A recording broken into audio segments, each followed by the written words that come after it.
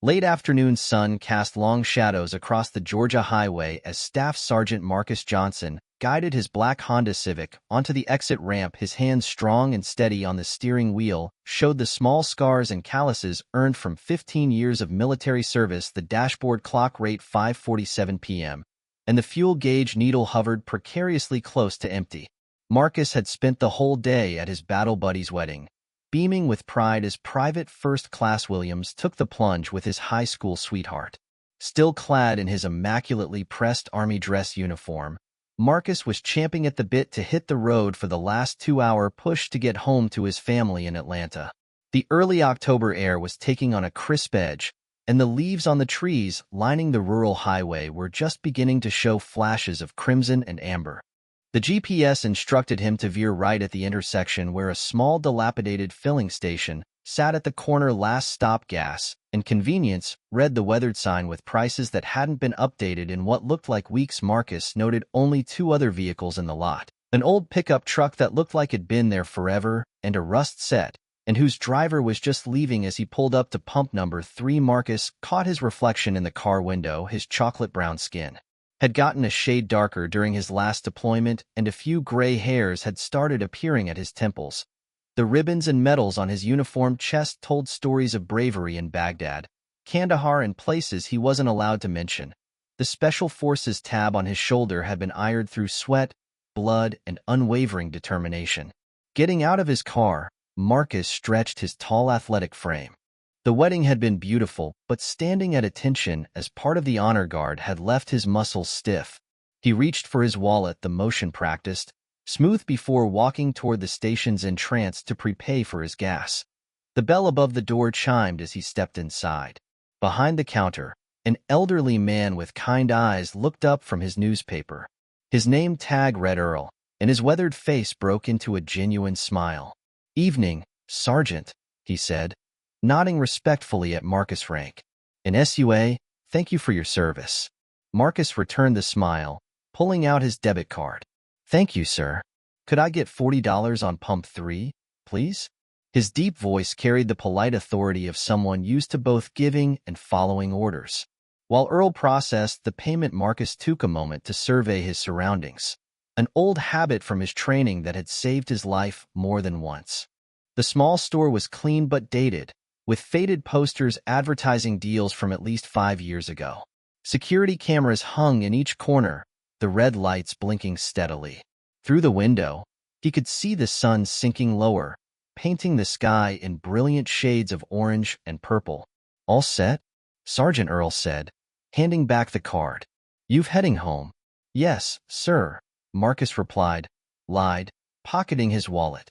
"Just coming from a friend's wedding in Austin. Got my wife and kids waiting in Atlanta." Earl nodded in approval. "Drive safe now. Weather report says we might get some rain later." Marcus thanked him and stepped back outside. The temperature had dropped a few degrees, and a cool breeze ruffled the American flag hanging limply from a pole near the station's entrance. He uncapped the gas tank and inserted the nozzle, setting it to automatic fill while he pulled out his phone to text his wife. "Sarah should be home in about 2 hours, honey," he typed, adding a heart emoji that made him smile. His 13-year-old daughter had instructed him about emojis during his last leave, insisting they were crucial to modern communication. The gas pump clicked steadily as Marcus leaned against his car. His highly trained senses automatically registered everything around him. The distant rumble of highway traffic, the flutter of birds settling in nearby trees, the crunch of gravel as Errol stepped outside to change the price is on the manual sign. Everything seemed peaceful, ordinary, safe. Nothing suggested that in the next few minutes this quiet gas station would become the scene of an incident that would later go viral across social media. Marcus Johnson, decorated soldier and family man, had no idea that his evening was about to take an unexpected turn, one that would test both his combat training and his character. The low rumble of approaching motorcycles broke the evening calm in the distance. The sound grew louder, more aggressive like an approaching storm. But Marcus hadn't survived 3 combat tours without developing a sixth sense for trouble. And something about that sound made the hair on the back of his neck stand up. The rumble of motorcycles grew louder, until 3 bikes roared into the gas station, their engines echoing off the building's walls. They pulled up near the other pump. the riders revving their engines a few extra times before shutting them off. Each bike was decked out in Confederate flags and racist symbols that made Earl, watching from inside, reach slowly for his phone. The three bikers dismounted. Their leather vests displayed patches that marked them as members of the Steel Chain Brotherhood, a local gang known to cause trouble in these parts. The leader stood over 64, a huge man with a scraggly gray beard and arms covered in faded tattoos. His vest had Big Mike stitched across the back in red letters. The other two were smaller but looked just as mean. One was skinny with a shaved head, missing front two teeth. The other, heavy set with a bandana covering his balding head. Marcus continued filling his tank, his military training kicking in, assessing the situation without appearing to look directly at them. Could hear their boots crunching on the gravel as they walked toward the store, a conversation getting louder as they approached. Well, what do we have here? B. Mike's voice carried across the lot. Looks like someone's lost their way. He deliberately changed direction, heading straight for Marcus instead of the store entrance. The skinny one pulled out his phone and started recording, grinning as he nudged the heavy-set guy. This gonna be good, Bubba. Real good. Marcus kept his face neutral, though his muscles tensed automatically. The gas pump clicked off, and he calmly replaced the nozzle, screwing his gas cap back on with steady hands. His mind was already mapping escape routes and calculating distances, just like he'd been trained to do in hostile territory. Nice uniform you got there, Big Mike said, stopping uncomfortably close to Marcus. The smell of beer and cigarettes came off his leather vest. Didn't know they let your kind into the army these days, evening gentlemen. Marcus replied, evenly, his voice carrying the calm authority of a seasoned soldier. ID appreciated. If all right. If you want me to go around, say so. You'd step back and let me get on my way. The bikers laughed, spreading out to form a loose triangle around Marcus. Booba, a heavy set one, spat on the ground near Marcus' polished dress shoes. The skinny one kept filming, his phone pointed straight at Marcus' face. Or what? Big Mike stepped even closer, using his height to try to intimidate Marcus. You going to make us? Boy, inside the store, Earl was already talking quietly but urgently into his phone, describing the situation to the police dispatcher. He could see everything through the window, but powerless to prevent what was occurring. Marcus drew in a slow, calming breath. Had seen worse in Baghdad and could AR these three. They meant little compared to the hardened insurgents he dealt with abroad, but he also knew how quickly things could escalate, and he had no desire to hurt anyone if it could be avoided. Look, Marcus said, his voice firm. I am not looking for trouble. I'm just trying to get home to my family. Big Mike reached over and slowly knocked the cover, military hat, off Marcus' head. It fell to the ground, and Bubba immediately stepped forward to grind it into the gravel with his boot. Oops, B. Mike sneered while the skinny one cackled behind his phone. Seems like you dropped something, soldier boy. Marcus felt his combat instincts surging, but he forced them down. 15 years of military discipline had taught him to control his reactions, to think before acting. But as he looked at his cover being ground into the dirt, he could feel the situation reaching a tipping point. The evening air had grown thick with tension. A few cars roared by on the highway, but none turned into the station. American flag hung limp on its pole, as if holding its breath. In the distance, thunder rumbled, or maybe it was more motorcycles approaching. Either way, the peace of the early evening was shattered, and everyone present could sense that something was about to break. Marcus Johnson looked down at his military cover, now dirty and crushed under Bubas' boot. His mind flashed back to his training instructor's words from years ago: the hardest battle you'll ever fight is keeping your cool when someone's trying to make you lose it. The setting sun cast long shadows across the gas station lot, making the scene feel like something out of an old Western movie. 3 against 1, with Earl watching helplessly from inside his phone still pressed to his ear as he spoke with the police dispatcher. You know, Marcus said calmly, his deep voice carrying across the parking lot, that uniform cover you just stepped on. It's seen 3 combat tours, Baghdad, Kandahar, places that would make your little motorcycle gang seem like a Boy Scout troop. He kept his hands visible at his sides, remembering his conflict resolution training. Big Mike's face reneged at the Boy Scout comment. The skinny one with the phone laughed, nervously, still recording everything. Bubba shifted his weight, uncertain whether to be scared or angry. Let me tell you something else, Marcus continued, his eyes moving between the 3 men. In Special forces, they teach us 40 different ways to handle situations like this. 39 of them don't involve violence. He paused meaningfully. I'd really prefer to use one of those 39. A car pulled into the gas station, saw what was happening, and quickly pulled back out. The tension in the air was thick enough to cut with a knife. Thunder rumbled again in the distance, closer this time. Special forces hub. Big Mike spat on the ground. Ain't so special from where I'm standing. 3 of us, 1 of you, those ain't good.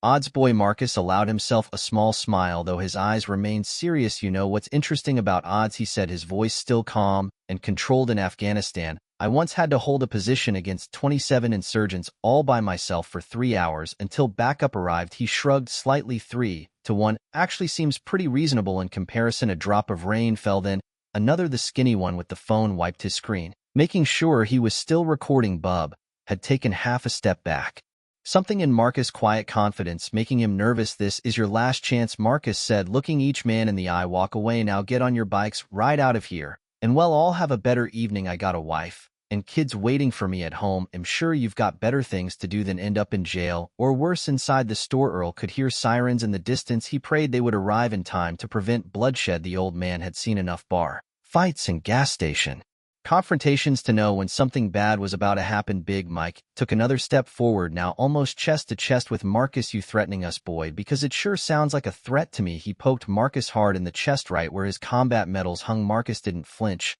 Instead, he looked down at Big Mike's finger, then back up into his face. That's not a threat. That's professional courtesy. His voice had dropped lower, carrying in its tone the weight of someone who'd seen real combat. I spent 15 years serving this country, protecting the rights of all Americans, even people like you who dishonor everything this uniform stands for. The rain was falling steadily now, drops pattering on the metal gas station roof. Marcus' uniform was getting wet, but he stood straight, 65 tall, impervious to weather, his combat splayed on the concrete, his body slack yet ready. Big Mike's face twisted with rage. Professional courtesy, he snarled. Let me show you what I think of your professional courtesy. He drew back a meaty fist, and in that moment Marcus knew the time for talking was over. The 39 nonviolent solutions have been offered and rejected. It was time for number 40. Big Mike's fist came swinging through the rain like a wrecking ball. It was a powerful punch that had probably ended many bar fights before, but Marcus Johnson wasn't some drunk in a bar. He was a special forces soldier with thousands of hours of combat training. Time seemed to slow down for Marcus as his military training took over. He saw everything with crystal clarity. Big Mike's punch was wild and unbalanced. Bubba was moving in from the left while the skinny one kept filming from a safe distance, his phone protected from the rain under his jacket. Marcus moved like water. He shifted his weight slightly, letting Big Mike's punch slip past his head by mere inches. The big biker's eyes widened in surprise, or he hadn't expected to miss. His momentum carried him forward, leaving him completely exposed. Last chance, Marcus said quietly, but it was already too late. Big Mike roared, and threw another punch. This time Marcus didn't just dodge in one smooth motion. He deflected the punch with his left forearm and stepped inside Big Mike's guard before anyone could blink. Marcus had grabbed Big Mike's extended arm and used the biker's own momentum to send him face first into the side of Mar's car. The thud resounded through the filling station lot. Big Mike rebounded off the car, sprawling to the rear with his nose dripping blood. Gee, him, Big Mike screamed, the words slurred and indistinguishable. Nas Bubba waded in like an enraged bull as Skinny continued to record, stepping back for a better angle. The rain came heavier now, slickening the concrete beneath their feet in treacherous sheets of water. Marcus danced with the fluid grace of a professional fighter as Bubba grabbed for him. Marcus sidestepped and landed 2 quicksilver blows, one to Bubba's solar plexus, the other to his knee. The big man wheezed, dropping to one knee, all the fight suddenly gone from his body. Inside the store, Earl watched in amazement. In all his years running the gas station, had never seen anyone move like that. The soldier wasn't just fighting. He was conducting a masterclass in self-defense. The skinny one with the phone was still backing up, now faster, his excitement turning to fear as he watched his friends getting systematically taken apart. Mike, he shouted. He's some kind of ninja or something. Big Mike had recovered enough to try another attack this time, He pulled out a small knife from his vest pocket, a blade glinting in the rain. "Not so professional now, are we?" he snarled. Marcus' expression didn't change, but his stance shifted slightly. He had disarmed knife-wielding insurgents in dark alleys, halfway around the world. A drunk biker with a pocket knife wasn't even close to his most dangerous opponent. A knife. Marcus' voice carried across the lot, calm but commanding. "That's a federal offense. Now, attacking a service member with a deadly weapon carries a mandatory minimum sentence," but Big Mike was beyond listening. He slashed wildly with the knife, water flying off the blade. Marcus moved like he was performing a deadly dance, each step precise and purposeful. He dodged 2 slashes, then caught Big Mike's wrist in mid-swing. What happened next was almost too fast has to follow. Marcus twisted Big Mike's arm, applied pressure to a specific point on his wrist, and suddenly the knife clattered to the wet ground. In the same motion, he swept Big Mike's legs out from under him. The biker gang leader hit the ground hard, landing in a puddle that splashed water in all directions. Marcus kicked the knife away, sending it sliding under his car. Standing in the rain, his uniform now soaked, but his posture still perfect, Marcus looked at the 3 bikers. Big Mike was groaning in the puddle. Bubba was still gasping for air on one knee, and the skinny one had finally stopped recording. His phone hung limply at his side. In the distance, the sound of police sirens was getting closer. Overhead, thunder rolled, but Marcus stood calmly in the storm like a soldier on guard. Juvie, the fight had lasted less than 30 seconds, but its impact would be felt for much longer. Red and blue lights flashed through the rain as 3 police cars pulled into the gas station, their tires splashing through growing puddles. Officer Sarah Chun, a veteran of the force with 12 years of experience, was the first to step out. She took in the scene quickly. 3 bikers in various states of distress, a soldier in a soaked dress uniform standing calmly, and Earl waving frantically from the store window. "Hands where I can see them, everyone." Officer Chun ordered, her hand resting on her holster. 2 more officers flanked her while a 4th officer circled around the back of the station. Mark raised his hands slowly and clearly. "Staff Sergeant Marcus Johnson, U.S. Army Special Forces, ma'am," he called out in a clear, professional voice.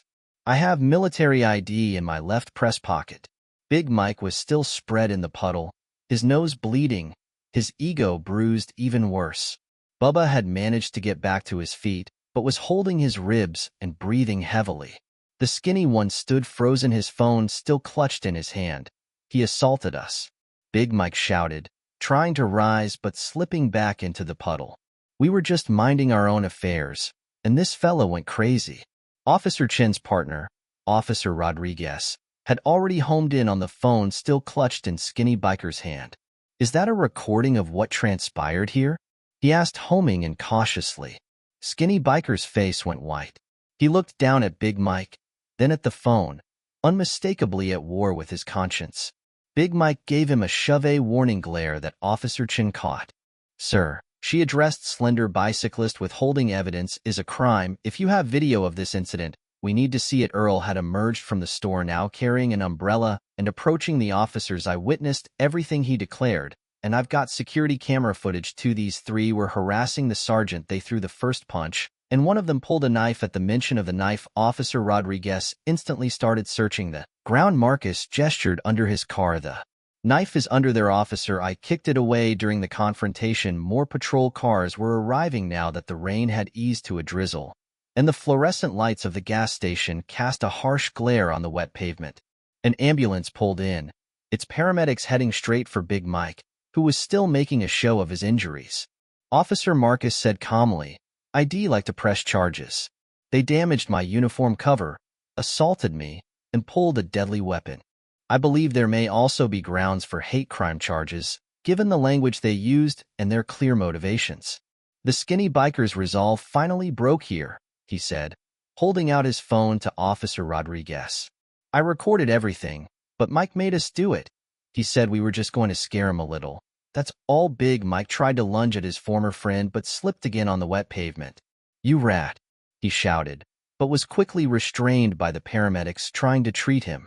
Officer Chun watched the video on the phone. Her expression grew increasingly serious as the footage clearly showed the bikers to be the aggressors. It captured their racist language and recorded the entire altercation. It also captured Marcus' repeated efforts to defuse the situation before acting in defense of himself. Staff Sergeant Johnson, Officer Chin said, looking up from the phone, "Would you be willing to come down to the station to give a formal statement? This is all on video, but we'll need your testimony." Marcus nodded. "Of course, officer. I just need to call my wife first. I was supposed to be home by now." As the officers began reading rights to the three bikers and loading them into patrol cars, other customers had began pulling into the station. Once more, several were filming with their cell phones, having recognized Big Mike as a local troublemaker who'd finally picked on the wrong person. Earl walked over to Marcus and handed him a fresh coffee from the store on the house. "Sergeant," he said with a smile, "and I found something else you might want back." He held out Marcus' cover, which he rescued from.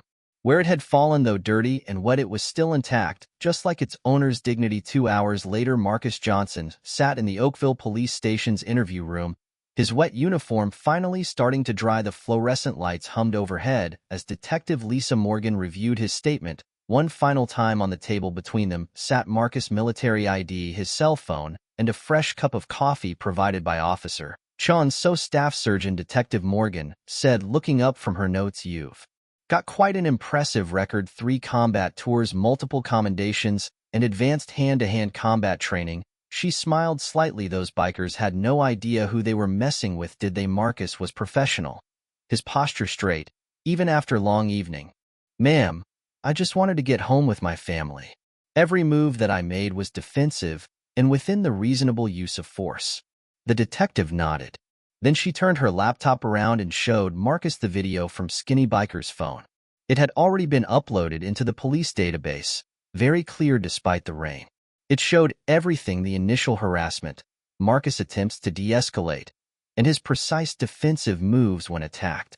"This is probably the cleanest case of self-defense I've seen in my 15 years on the force," Detective Morgan commented. "Plus, we got Earl's security footage, 3 other witness statements, and now the skinny one. Tommy Williams has agreed to testify against his friends." In the next room, they could hear Big Mike shaying at his lawyer, his voice carried through the walls, still making threats, even in police custody. Marcus just shook his head sadly. "Any idea what's going to happen to them?" he asked, taking a sip of his coffee. Detective Morgan checked her computer. "Well, Big Mike, Michael Davidson, has a WR record: assault, battery, hate crimes. He was actually out on parole, so this violation will send him back for a while. The knife attack on a service member adds federal charges too." She scrolled down. "Bubba Robert Jenkins has a shorter record, mainly bar fights. Tommy's getting a lighter deal for cooperating." A knock on the door interrupted them. Officer Chun entered holding a plastic evidence bag containing Marcus' cleaned and pressed cover. The gas station owner's daughter worked at a dry cleaners and had rushed it through as a thank you for standing up to the bikers who'd been terrorizing local businesses. "Here you go, Staff Surgeon," Officer Chun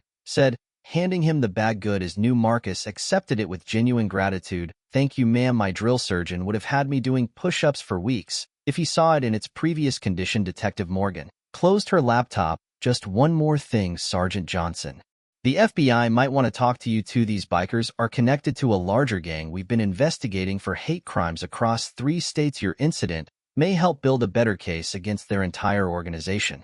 Marcus nodded solemnly. "Whatever you need, Detective. That is what serving is all about, making things better, not just overseas but right here at home too." As they finished the paperwork, Marcus checked his phone, finding several missed calls from his wife and some text messages from his buddies within the Army. In an astonishing turn of events, the video had already been posted on social media.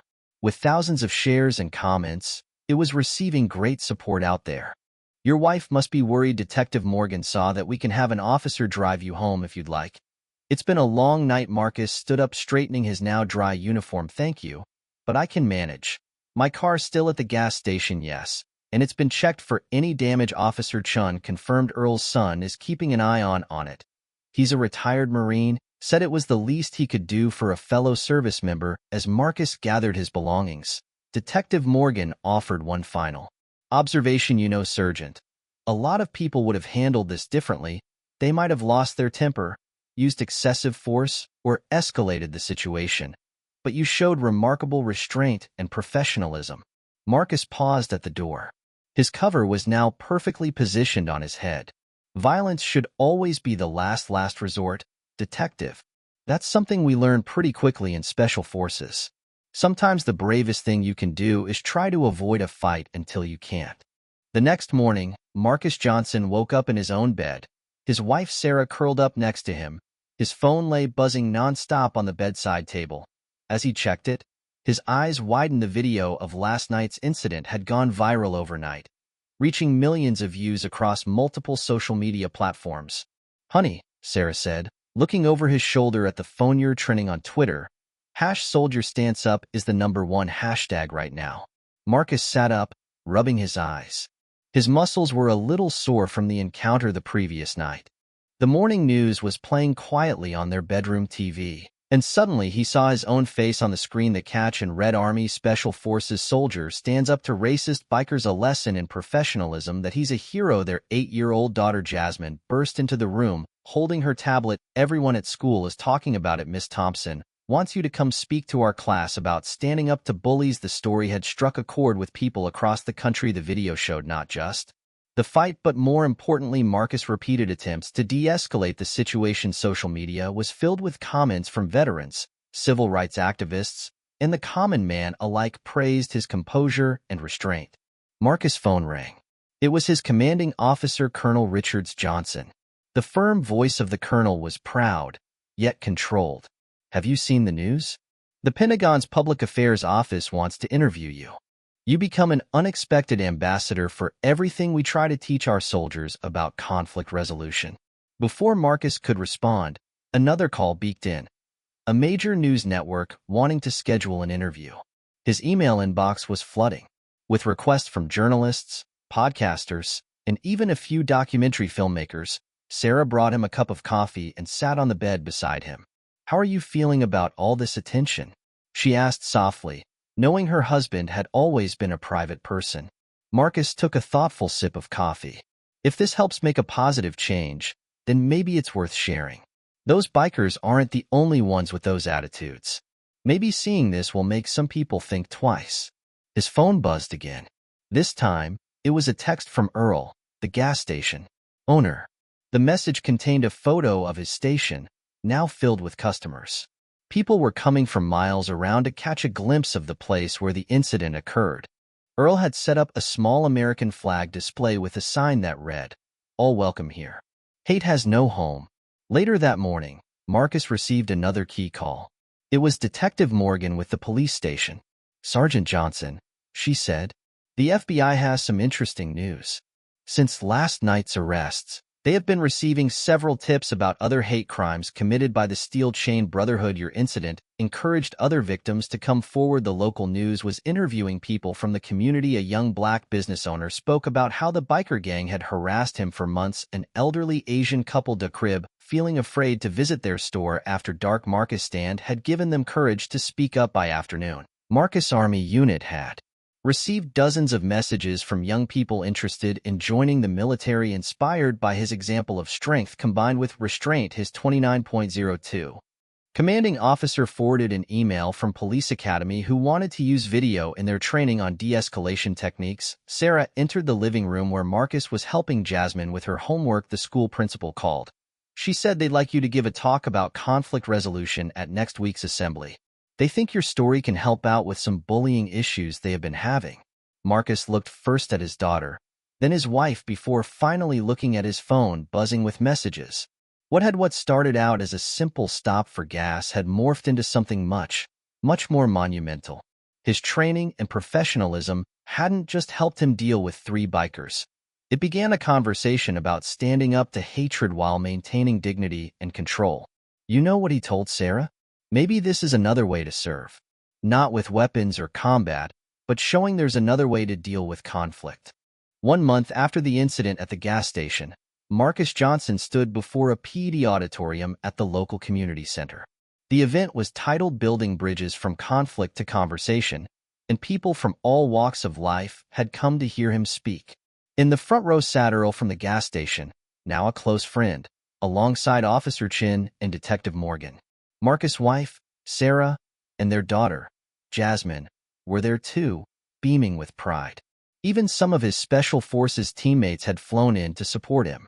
"Good evening, everyone," Maris began, his voice carrying the same calm authority it had that rainy night a month ago. "I stopped for gas on my way home. What happened next has taught me that sometimes the biggest changes start in the smallest places." The screen behind him showed clips from various news coverages, but not just of the fight. It showed what had happened since the gas station had become a symbol of community unity, with people of all backgrounds stopping by to show support. Earl had hired two young men who had previously been involved with hate groups, but who wanted to change their lives. Marcus continued, "The real story isn't about what happened in those few minutes of confrontation. It's about what happened." He clicked it again, and Tommy Williams, the scrawny biker who'd filmed everything, spoke at a local church about leaving his racist past behind. "Tommy reached out to me last week," Marcus told the audience. "He's been working with the FBI to help shut down hate groups across 3 states. More importantly, he's sharing his story with young people who might be tempted to join those groups." In the back of the room, a news crew was filming quietly. Since the incident, Marcus had appeared on several major networks, but had been selective about interviews, choosing ones that focused on positive change rather than sensationalism. "The military taught me 40 ways to handle conflict," Marcus said with a smile as he remembered his words from that night. "But what they really taught me was that the greatest victory isn't defeating an enemy. It's turning an enemy into a friend." He shared updates about the case. "Big Mike was serving time, but I requested to join a prison rehabilitation program. Bubba had pleaded guilty and was doing community service at a local veterans center where his that had been changing through his work with veterans of all races. The police department had incorporated the gas station video into its training program and were using it to teach de-escalation practices." Officer Chun said that the complaints of excessive force had fallen dramatically since they began to emphasize such practices. "Most importantly, however," Marcus asserted, gesturing toward a group of local teenagers in the audience, "is going on right here." These, he said, were area high school students, whom Marcus had been speaking, started the peer mediation program to teach other kids how to deal with disputes without resorting to violence. Sarah rose and joined her husband on stage. Together, they announced the establishment of the Johnson Family Foundation for Community Unity, which was to provide dialogues between the different factions and offer services to people trying to make their way out of the hate groups. "My wife reminded me of the most important thing," Marcus said, taking Sarah's hand. "That uniform I wore that night. It stands for protecting everybody's rights, even those that would despise us." True strength isn't about winning fights, it's about having the courage to stand firm in your principles while offering others a chance to change. As the evening drew to a close, Earl presented Marcus with a plaque that would hang in the gas station. It read, "On this spot dignity stood its ground and hatred backed down. All are welcome here." Jadine ran up to hug her father as the audience applauded. Marcus lifted her up, remembering why he joined the military in the first place, to help create a better world for his children. Later that night, driving home, they passed that gas station. The lights were on. People were there, not for fuel, but friends. An American flag proudly waves next to a new banner that says "Community Strong." Marcus smiled to himself. How a simple gas stop became a movement for change. Sometimes the big battles are never fought with the fists or weapons, but with patience, principle, and that unrelenting belief that people could be better if given the chance.